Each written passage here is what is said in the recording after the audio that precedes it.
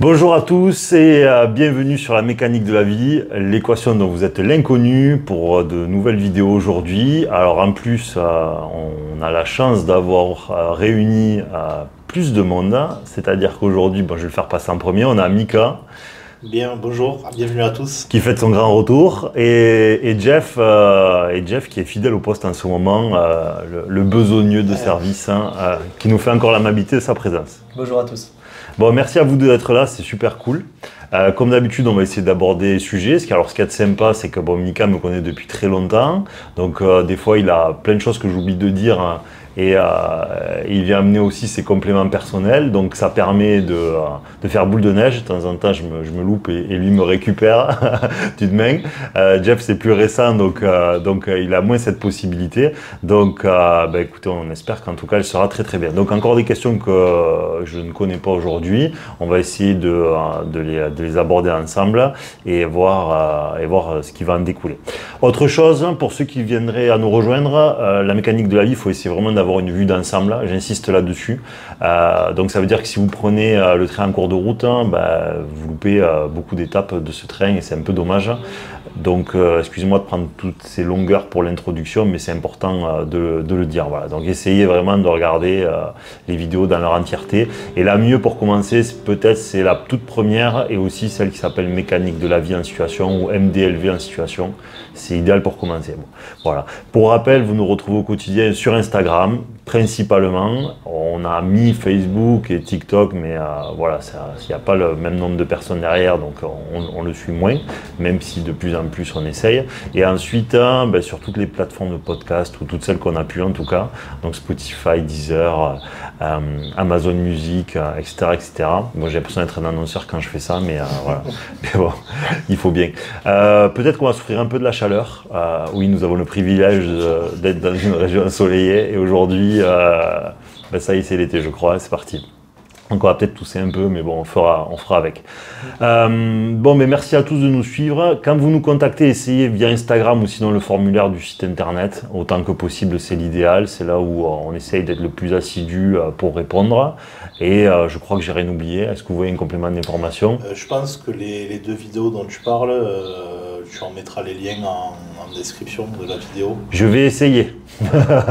Je vais essayer. Ça, on ne fait pas galérer à chercher dans toutes les vidéos si on peut les mettre. Et dernière chose, je l'ai nommé. Alors, on va essayer en septembre de faire peut-être un Discord qui est un logiciel où il y a des channels de discussion. Comme ça, en fait, au quotidien, on pourrait se mutualiser pour discuter et approfondir des sujets, soit parce qu'on ne peut pas le faire publiquement, soit parce que... Pourquoi vous rigolez? Il rigole en me regardant, alors il me trouble. Pourquoi vous rigolez? Tu es une mouche. Ah, punaise, ouais, aussi ils auraient rigolé. Bon, c'est un podcast, ils doivent se dire putain 3 minutes pour dire rien, j'en peux plus de... Se régale. Bon, allez, on commence les amis. Alors j'ai préparé quelques petites questions. La première, puisque j'ai vu qu'il y a beaucoup de personnes qui se la posent aussi, c'est quelle est la meilleure approche selon toi pour prendre une décision au point de vue donc mécanique de la vie et dans la vie en général? Alors, on l'a déjà abordé, mais c'est vrai que c'est une question qui revient régulièrement et elle est légitime parce qu'en fait, si on la pose, ça veut dire qu'en fait, la décision qu'on a à prendre a une influence importante dans notre vie. Et donc c'est pour ça qu'en fait, cette question revient inlassablement parce qu'on ne veut pas prendre la mauvaise décision. Mais je pense qu'il faut accepter qu'on est sur Terre déjà d'une part pour prendre des mauvaises décisions. Mais en fait, l'idée c'est d'être suffisamment animé de raison, être suffisamment dans la rationalité, être suffisamment posé pour que la décision que nous prenions, quelles que soient les conséquences par la suite, nous n'ayons pas de regrets parce que c'était la meilleure décision possible. Et je pense qu'en fait, tout s'axe autour de ça. Simplement après, on le décompose en mettant le discernement, qui est lié à l'analytique, donc à ce que j'appelle la conscience, c'est-à-dire comprendre quels sont les paramètres, c'est-à-dire les choses qui me concernent pour prendre cette décision, les paramètres familiaux, sociétaux, environnementaux, à court terme, à moyen terme, à long terme, c'est-à-dire tout ce que l'analytique me permet d'obtenir comme comme connaissance. Donc ça, c'est la première chose qu'il faut réunir, d'accord? Vous pourrez presque, au début pour commencer, vous pourrez presque prendre un papier et noter tout ça. Et ensuite, c'est se dire qu'en fait, même si je prends la décision qui me semble la plus favorable, la plus raisonnable, la moins induite par quelque chose qui me fait peur ou me génère du doute, eh bien, je peux quand même me tromper. Et donc là, c'est là que vient rentrer en compte la foi, hein, ou la confiance, qui est en fait ce qui fait qu'en fait tout peut me dire d'aller dans cette direction, mais je peux me tromper. Donc il faut qu'une partie de moi ne veuille pas tout contrôler, parce que tout contrôler, c'est nier l'existence d'une origine créatrice. Et donc à ce titre, elle peut me punir, si je puis dire, de ce manque de foi ou de ce manque de confiance. Voilà, parce qu'il y aurait un déséquilibre dans ma prise de décision. Voilà, donc pour moi, c'est tous ces paramètres-là qu'il faut essayer de réunir quand on doit prendre une décision, mais d'abord accepter que tout ce qu'on peut faire, c'est prendre la décision la plus raisonnable qui soit, mais raisonnable par la raison, pas raisonnable parce qu'en fait, pas en se disant que raisonnable, c'est pas prendre de risque. Ne pas prendre de risque, c'est extrêmement puni d'un point de vue divin, parce que la vie est une prise de risque, on nous a fait mortels pour ça. C'est-à-dire pour composer entre notre nature de vivant condamné à mort, et en même temps le besoin d'aller vers le monde extérieur pour aller à la découverte de l'expérimentation existentielle. Donc on a déjà, du fait de notre nature de mortel, cette prise de risque qui est la genèse et le gène de la vie humaine. Donc la prise de risque fait partie intégrante de la vie humaine. Simplement, c'est composé entre le risque et la raison et l'analytique des problématiques qu'on pourrait rencontrer par la suite. Voilà. Est-ce que des questions vous viennent là-dessus, une incomplétude? Moi déjà, tu peux pas prendre une décision dans la vie sans te poser cette question à la base déjà. Si tu prends une décision sans te demander qu'est-ce qui va faire que je peux augmenter les chances que ce soit une bonne décision, tu as quand même de fortes chances de prendre une décision plutôt pourrie si je ne pose pas déjà cette question-là, tu vois. Donc en fait, moi je vois ça comme une pyramide et cette question-là, c'est le haut de la pyramide et après, tu découles tous les éléments qui vont te permettre, tous les contextes que tu vas prendre en compte pour la décision, mais le haut de la pyramide, c'est cette question. Qu'est-ce qui fait que je puisse prendre une bonne décision? Pour moi, vraiment, le premier frein, on va dire, au pays de la psychorationalité, c'est déjà que la décision ne soit pas émotionnelle. La première chose, c'est que la décision ne doit pas être émotionnelle. Voilà. Parce que les émotions, c'est le mot pour englober nos peurs, nos besoins, nos manques, nos conditionnements, nos espoirs, notre famille, notre patron, notre épouse, notre époux, nos enfants, etc., etc. Donc tout ça, ce sont des paramètres émotionnels et les paramètres émotionnels ne font pas prendre les meilleures décisions. Et comme je le dis, si vous avez un pompier ou un urgentiste qui est un être qui est dans l'émotion dans ces moments-là, vos chances d'être soigné, elles sont ou d'être sauvé, elles sont très compliquées si vous êtes dans une situation de difficulté ou d'urgence. Donc ça veut dire quoi? Ça veut dire que la meilleure prise de décision ne peuvent pas être prises dans des situations de grande émotion. Les situations de grande émotion, c'est de la roulette russe. On peut avoir la chance de prendre des bonnes décisions, mais c'est de la chance parce qu'en fait, on n'était pas animé d'un taux de raison assez élevé à ce moment-là. Voilà. Est-ce que tu vois autre chose? J'ai quelque chose de sympa puisque hier, justement, j'ai fait la réflexion que tu viens de donner à l'instant à une amie à moi qui m'a exposé par la suite que l'exemple que je citais était un peu trop poussé. Était un peu trop, on va dire, catastrophique, donc l'exemple du pompier vraiment qui doit sauver. Qu'est-ce que tu répondrais à ces personnes justement qui te disent que tu cites de mauvais exemples?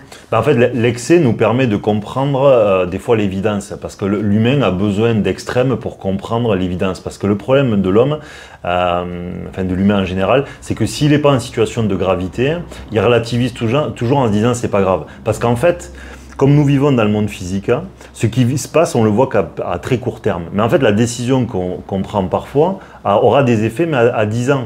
Et comme on ne voit pas ce qu'on vient de produire dans l'immédiat, puisque le temps est parfois différé dans notre prise de décision, et bien en fait, on considère que c'est pas grave. Mais parce qu'en fait, il y a un refus, d'une certaine manière, de la quintessence.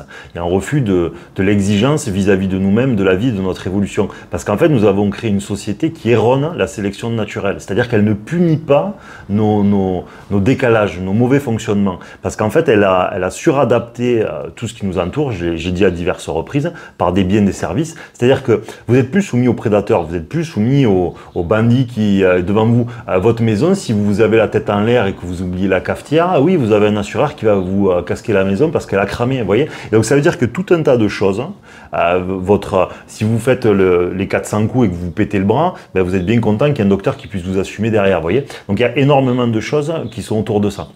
Ça veut dire que nos prises de décision, on a créé tout un monde pour que la prise de risque ne soit pas punie, ne soit pas châtiée directement. Et en France, plus qu'ailleurs, puisqu'on a un système social qui est beaucoup plus permissif, qui offre beaucoup plus de possibilités. Voilà.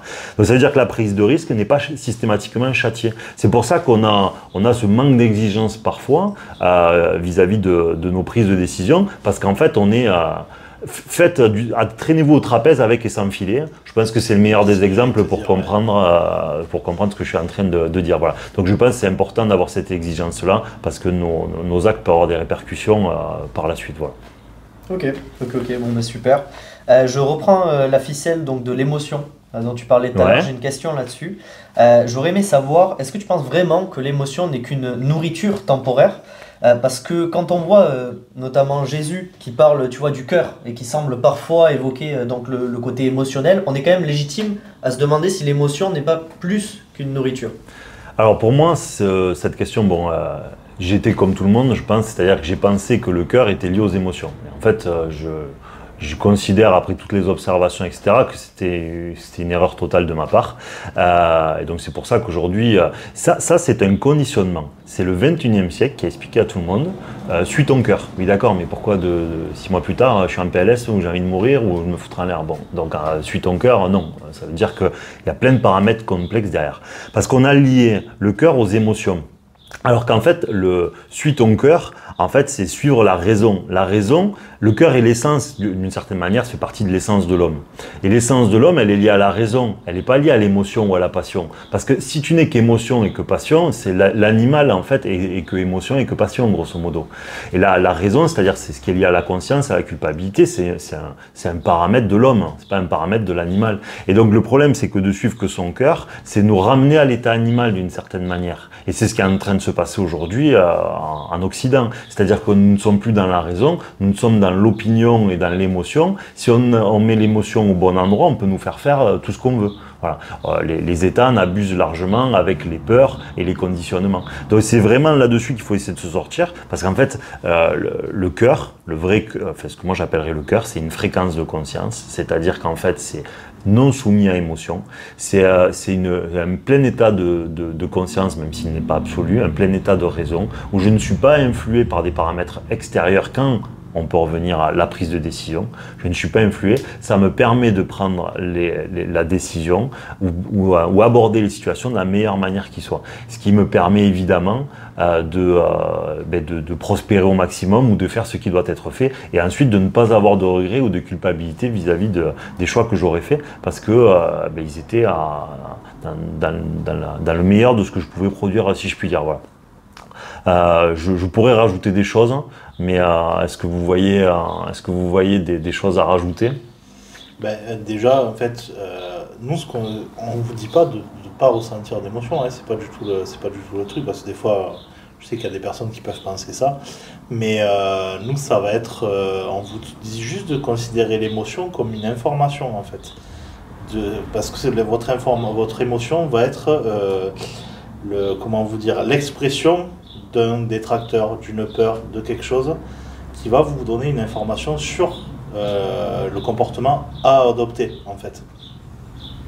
Donc en fait, vraiment le suis ton cœur, c'est ne pas considérer, comme une fois nous avons vu que les gens finalement à la fin étaient largement punis de l'avoir suivi. Donc ça veut dire que l'expression de l'émotion est une erreur, parce qu'en fait l'émotion est densifiée par nos souffrances inconscientes intérieures, hein, et ces souffrances inconscientes intérieures densifient l'émotion. Nous attribuons les émotions au cœur, donc on dit oui c'est mon cœur qui m'a parlé. En fait c'est pas du tout ton cœur qui t'a parlé, c'est ta souffrance intérieure qui s'est fait passer pour tes émotions et pour ton guide intérieur, et tu vois bien le résultat à la fin, c'est que tu souffres. Donc finalement, c'était pas un très très beau calcul. Voilà. Donc ce passage, il n'est pas pour ériger en diktat c'est simplement que on a tous fait cette erreur-là, et simplement si à certains ça vous paraît logique ou ça vous paraît être une erreur que de continuer à penser que vos émotions sont le résultat de votre discernement ou de votre conscience ou de votre cœur, il serait temps effectivement de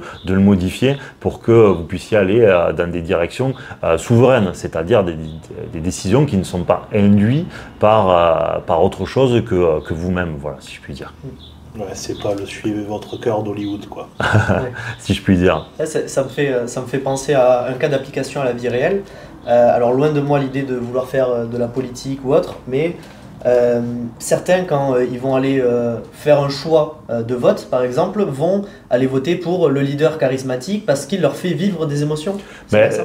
Oui, parce que ce que dit Jeff est totalement vrai, c'est-à-dire que le problème aujourd'hui c'est que comme on ne raisonne pas, nous sommes devenus des êtres qu'on conditionne facilement de par la peur ou par les apparences. C'est-à-dire que comme nous grandissons dans un inconscient collectif où la représentation du bien et du mal nous a été largement donnée par l'État, par le conditionnement cinématographique, par le conditionnement sociétal, eh bien nous fermez les yeux, dites-vous n'importe quoi et vous allez voir, vous pourrez faire le jeu, vous fermez les yeux, vous dites quelque chose et vous demandez à vos 5 amis qui sont à côté de vous et vous verrez que souvent vous avez vu la même chose. Si vous nommez un sujet, vous fermez les yeux, vous verrez que vous aurez la même représentation de ce qui a été nommé, parce qu'on vous l'a glissé dans la tête en fait depuis très longtemps. Voilà. Et quand vous faites ça à l'échelle nationale ou à l'échelle mondiale, et ben, en fait vous vous retrouvez avec 50% de votants pour une direction ou une autre, parce qu'en fait vous les avez éduqués. Évidemment qu'il y aura toujours quelques résistants qui auront l'esprit un peu plus libre, mais globalement à des échelles importantes, vous finirez par avoir les quelques pourcents qui vont bien et qui permettent d'amener les gens dans une direction ou dans une autre. Voilà. Pourquoi ? Parce qu'en fait aujourd'hui nous sommes arrivés à un stade où nous ne distinguons plus le bien du mal, le bon du mauvais. On nous l'a inculqué, on s'est laissé leurrer en fait par des apparences et aujourd'hui il suffit de prendre des apparences de notre représentation du bien ou du mal et nous allons plonger dedans sans même regarder ce que produisent les uns ou les autres, par pure idéologie. Et c'est ce que nous faisons complètement aujourd'hui de manière extrêmement généralisée. Voilà. La personne la plus intègre qui soit, si elle n'a pas les standards, si votre banquier demain il vous reçoit un jogging, alors que c'est peut-être le plus intègre du monde, peut-être que vous n'allez pas lui faire un crédit parce qu'en fait il n'est pas dans la représentation de vos standards ou des miens. Voilà. Et c'est ça pour le personnel politique, c'est ça pour nos couples, c'est ça pour nos relations professionnelles, c'est ça pour absolument tout. Parce qu'en fait on voit avec nos yeux. Il n'y a pas d'analytique profond, il n'y a pas de raison suffisamment grande pour essayer, grâce à des codes sociaux plus fins, à des réactions de l'autre, d'aller au-delà en fait de ces apparences. Donc si la personne a tous les artifices des apparences de la sécurité, en fait il aura aucun mal à leurrer les gens, parce qu'il correspond aux standards de la sécurité qui leur a été inculqué depuis toujours. J'ai oublié quelque chose, c'était ça la question ? Ouais, c'était complet. C'était très complet, ouais. Ouais. Ok, bon, on va poursuivre alors. J'aurais aimé que tu nous parles du rôle de nos croyances en règle générale, parce que nous, on est dans une suite logique, rationnelle, mais quelle est l'importance de la croyance en général Là, je vais rappeler un truc qu'on s'est amusé à nommer juste avant de démarrer cette vidéo. C'est-à-dire, par exemple, dans les évangiles, on vous dit « Soyez prudents comme le serpent et candide comme la colombe ». Bon courage, hein, je l'ai déjà dit, bon courage avec ça. Ça veut dire quoi ? Ça veut dire qu'en fait, c'est du cas par cas.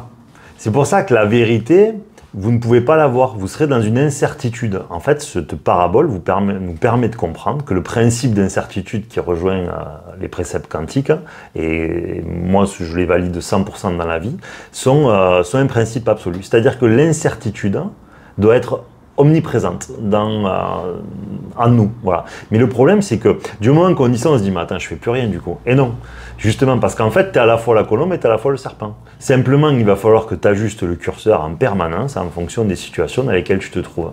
Et donc, cette incertitude, c'est en fait que tu ne sais pas à l'avance où tu vas placer le curseur. Et tout le jeu de la vie, aussi, en plus c'est le cas de le dire par rapport à ça, dans ce curseur-là, pour savoir où tu vas le mettre, en fonction des gens que tu as face de toi, en fonction des circonstances, en fonction des individus. Et donc pour moi, tout est autour de ça. Et donc c'est là où Jeff voulait certainement venir, puisque toi, l'objet c'était les croyances. Le problème d'une croyance, déjà c'est un mot qui est un peu honteux, dans le sens où en fait, je pense qu'on devrait presque plus employer ce mot pour les gens qui ont la foi ou qui essayent de l'avoir. Parce que le problème, c'est que ça les, je ne sais pas si c'est le bon mot, que ça les exonère d'avoir pensé. C'est-à-dire, si vous dites à certains athées qui sont un peu fermés que tu crois, bah, il te dit, ah oui, t'as un copain imaginaire. Non, mais en fait, je pense. Je ne t'ai pas attendu pour penser que ce que je disais était peut-être faux, parce qu'évidemment que ça peut être faux, la question elle n'est pas là. Donc je pense aussi que le mot croire aujourd'hui est extrêmement desservi, parce que ça enlève tout le chemin de réflexion qu'un individu a pu faire sous prétexte qu'il est arrivé à des conclusions qui ne sont pas des conclusions qui vont à tout le monde forcément. Voilà. Et donc je pense que le dire je pense, on devrait refaire, on va pas faire hashtag je pense, allez, on va pas faire un truc dégueulasse là, mais limite il faudrait, parce que ça dessert énormément les individus, de dire mot croyance. Et pour revenir une fois de plus, c'est que malgré que l'on puisse penser ou croire quelque chose, il est important de garder ce principe d'incertitude. N'oubliez pas que si la parabole là, que j'ai nommée là, avec le serpent et la colombe, ça veut dire qu'en fait, la vérité ne peut pas être donnée de manière explicite. C'est ça qu'il faut comprendre. C'est-à-dire que la vérité est nuancée. C'est pas parce que les apparences ont l'air explicites que le fond qu'il y a à comprendre l'est aussi. Quand on parle des évangiles, on parle de Jésus. On ne peut pas enlever, même si certains ne reconnaissent pas, on ne peut pas enlever le génie qu'il y a dans les paraboles, le multisens, qui est capable de faire du multisens il y a 2000 ans alors qu'il était charpentier. D'accord ? Il ne devait pas avoir accès à des livres tous les matins. Enfin, vous voyez ? Donc il y a un génie, il y a du génie derrière. En tout cas, il y a de la réflexion. On ne peut pas l'enlever. Bon, même si là, on va parler plutôt de bénédiction plus que de réflexion. Et donc ça, on peut pas l'enlever. Et donc s'il y a une volonté d'exigence vis-à-vis de la recherche de la vérité dans des paraboles qui sont données avec du multisens, eh bien, ça veut dire que nous, on ne peut pas croire quelque chose avec des apparences. C'est pas parce que tout semble dire une chose que ça veut dire cela. Et donc ça, on y viendra plus tard. Mais en somme, bon, on s'amusera dans le futur à faire des interprétations très humbles, mais je pense sur le Discord, on ne le fera pas de manière publique, ou sinon très ponctuellement sur des choses où, pour pas être irrespectueux vis-à-vis de certains qui sont peut-être plus exigeants vis-à-vis de ça. Mais moi, mon message aujourd'hui, ça serait qu'il y ait, si je puis dire, il faut, quand on lit par exemple des écrits comme les évangiles, il faut se sortir de notre vision horizontale des évangiles, c'est-à-dire de notre représentation physique des écrits. Quand vous voyez du pain, voyez de la nourriture spirituelle. Ne voyez pas le monde physique. C'est un livre spirituel. C'est pas un livre de boulangerie.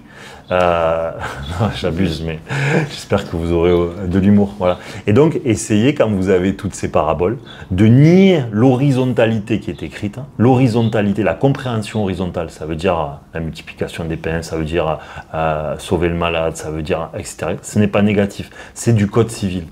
C'est une vision horizontale de la vie. Mais l'absolu n'est pas sur Terre. L'absolu, c'est un livre spirituel. C'est pour comprendre des données spirituelles, pas des comportements.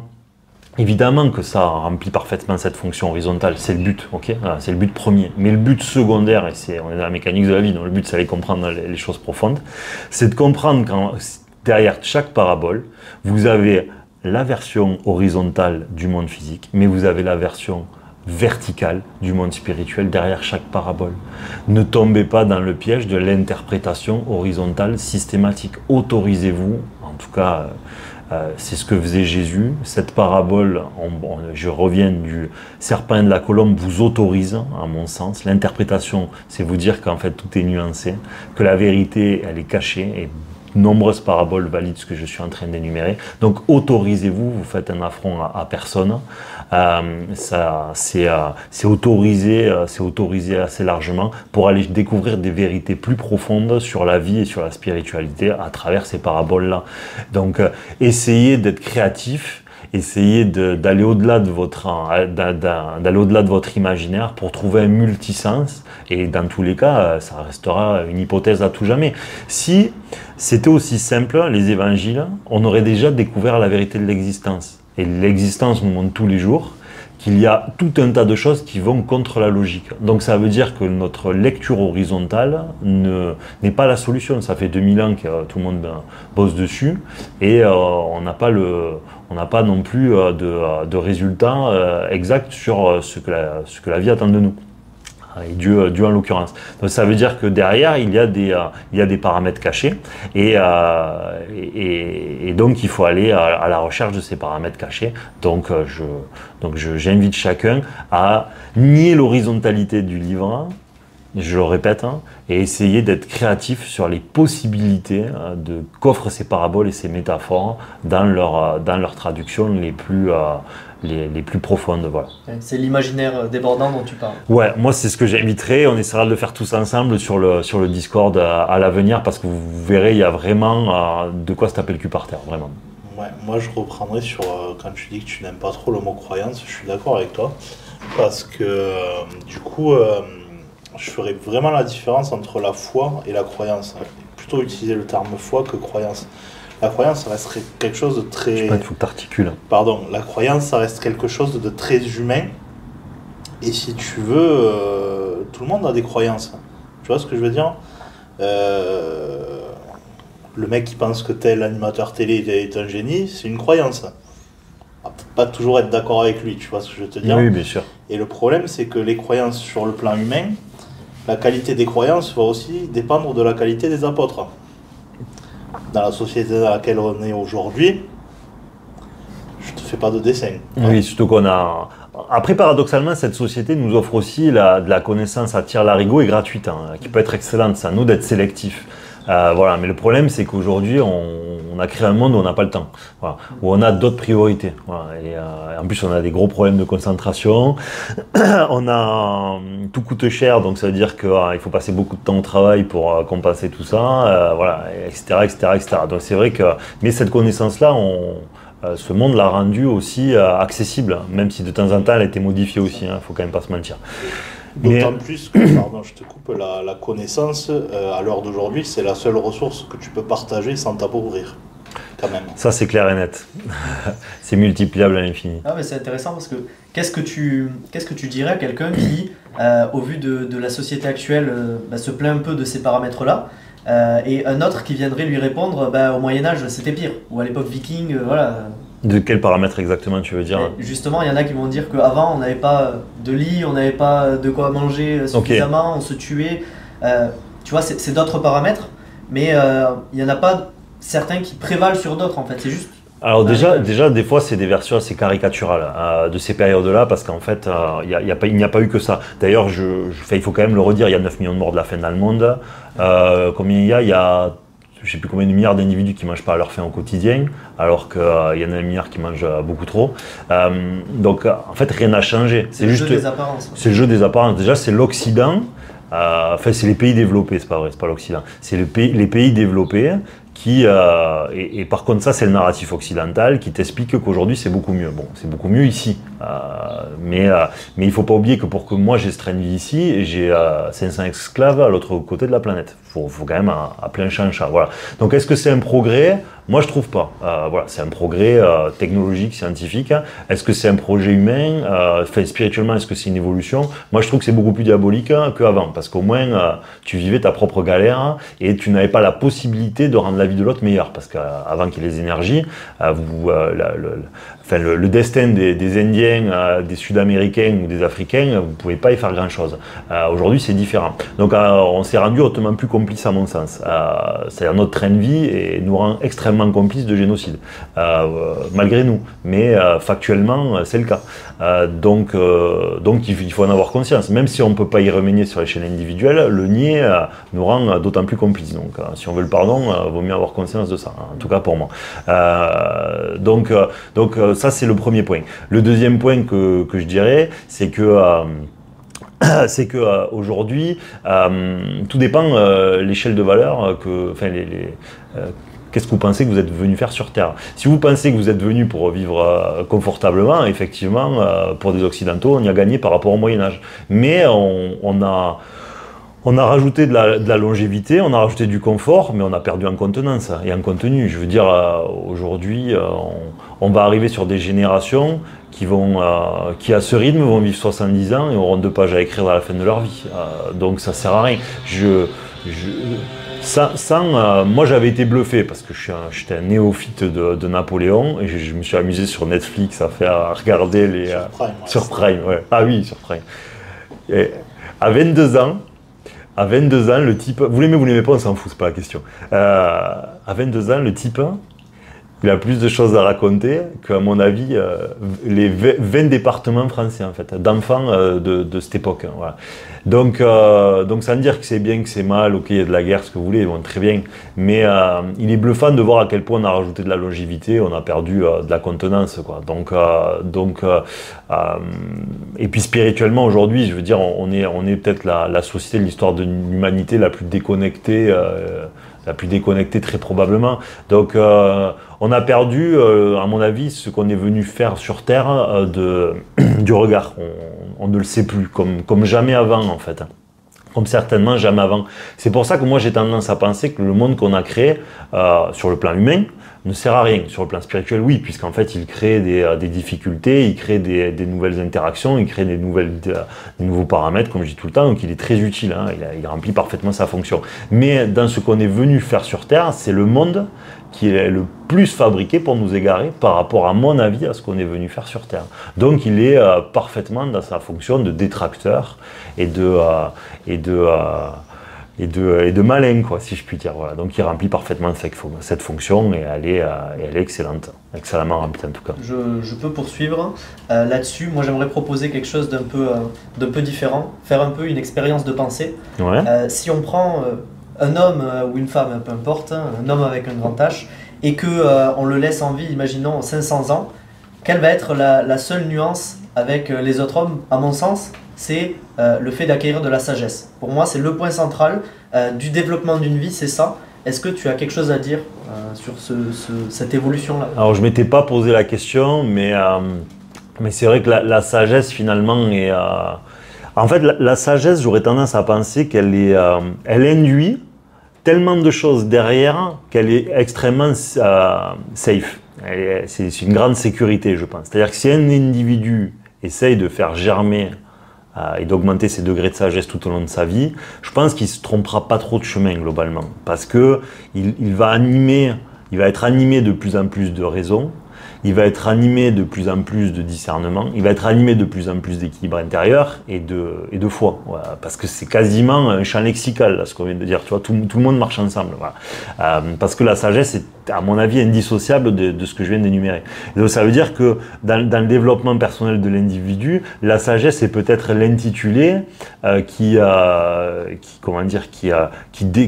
permet de faire découler tout un tas de paramètres qui sont excellents à mon avis pour l'évolution d'un individu. Donc j'avais pas réfléchi, mais ta question est très bonne et c'est vrai que faire germer toujours plus de sagesse, ça serait excellent.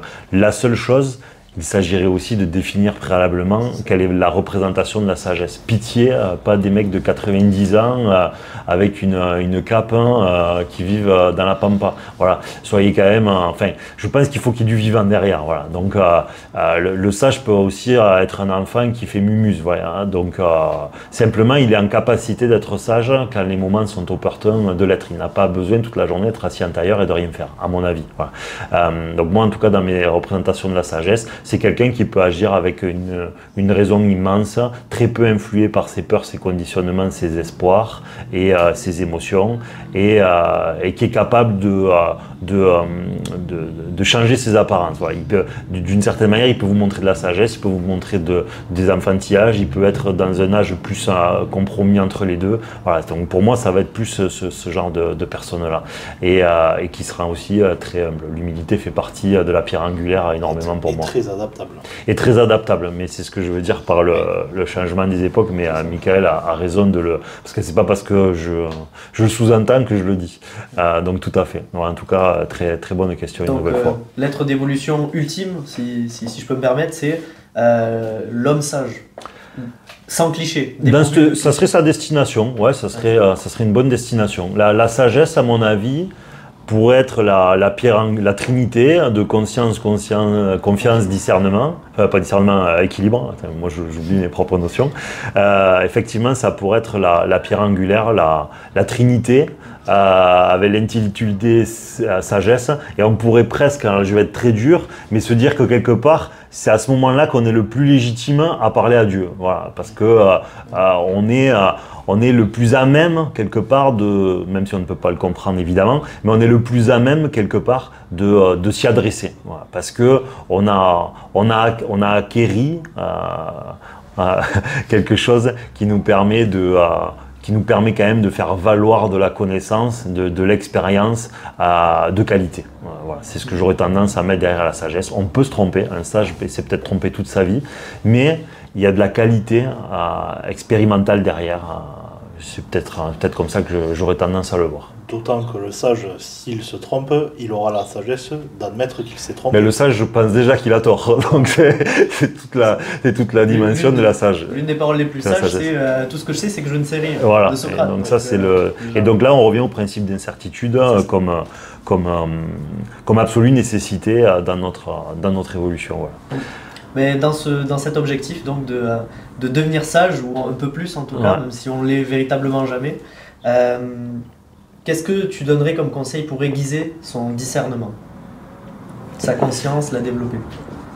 Alors, la première chose qui va aider, c'est de minimiser l'influence émotionnelle et les conditionnements. Ça va être la première chose qui va permettre de...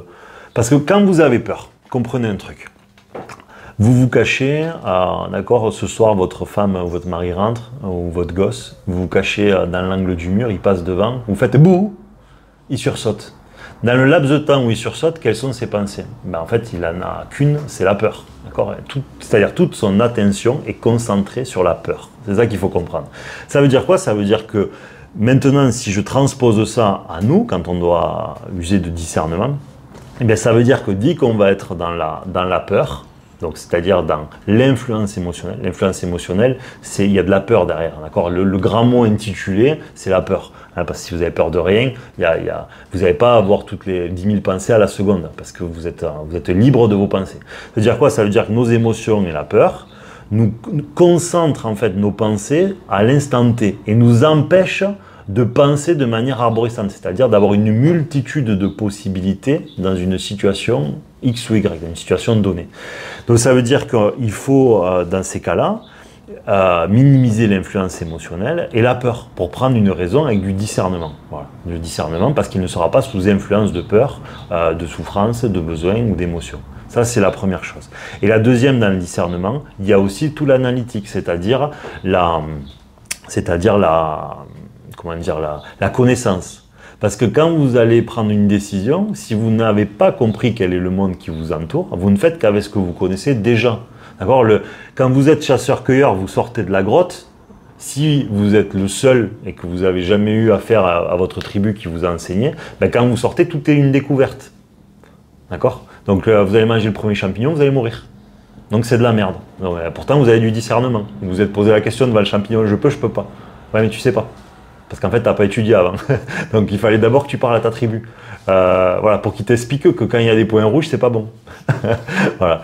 Et donc, cet exemple permet de comprendre que d'avoir une vraie connaissance de notre environnement, hein, que ce soit familial, que ce soit juridique, que ce soit politique, que ce soit civilisationnel, que ce soit historique, vous permet en fait, d'augmenter les probabilités, au-delà du fait que vous n'êtes plus influé émotionnellement, de prendre la bonne décision parce que vous connaissez vous connaissez très bien votre environnement. Et donc, vous prenez les décisions qui sont les meilleures parce que vous verrez le mouvement dans cet environnement. D'accord ? Bon, je vous fais, ça me vient comme ça. Mais par exemple, il y a 2 ans, ils avaient annoncé que avant d'emprunter, vous avez les taux d'emprunt qui allaient énormément augmenter. Ça fait 2-3 ans qu'on le sait. Si vous suivez par exemple l'actualité, vous savez que soit vous achetez avant, en vous disant j'ai les taux bas, soit vous vendez avant, voilà. Mais vous achetez pas une fois que les taux sont, si vous avez la possibilité bien sûr, mais c'est juste pour comprendre. Mais là le problème c'est que si on vit notre quotidien sans regarder ce qui se passe dans le monde, en fait on vient le marché, on emprunte à 5, au lieu d'emprunter à 1, on se retrouve avec un crédit beaucoup plus élevé, on perd en liberté. Vous voyez le truc, on perd en liberté parce qu'en fait on met de l'argent dans un crédit qui est plus important, et comme on met de l'argent dans un crédit qui est plus important, ben on est moins libre, on est moins libre, ben on est puni de notre manque de discernement, c'est-à-dire de notre manque de renseignement vis-à-vis de notre environnement avant ça, voilà. Super. Par exemple. Super. Les gars, pas plus, on est bon pour aujourd'hui? Il faut avoir la connaissance et la conscience aussi de ton environnement. Oui, tout à fait. Il faut te rendre compte aussi dans quel paradigme tu es. Parce que, encore une fois, la conscience, c'est la connaissance plus le discernement. Complètement. Si tu veux. Donc, c'est bien de savoir, mais il faut savoir aussi comment l'appliquer. Complètement. Ce que dit Mika est tout à fait vrai. Les amis, merci de nous avoir suivis. Merci, je remercie à Michael et à Jeff de s'être rendus disponibles pour que cette vidéo aujourd'hui soit possible. Vous nous retrouvez comme toujours en podcast sur Spotify, Deezer, Amazon Music, etc. mécaniquedelavie.com, le site internet. Au quotidien, plutôt sur Instagram, toujours pour le moment. Voilà, merci de nous avoir suivis, les amis. N'hésitez pas à nous écrire, mais plutôt sur Instagram et ou sur le formulaire du site. On essaye de répondre autant que possible. Merci de nous avoir suivis et à très bientôt sur la mécanique de la vie, les amis. Merci à vous deux, les gars. Merci.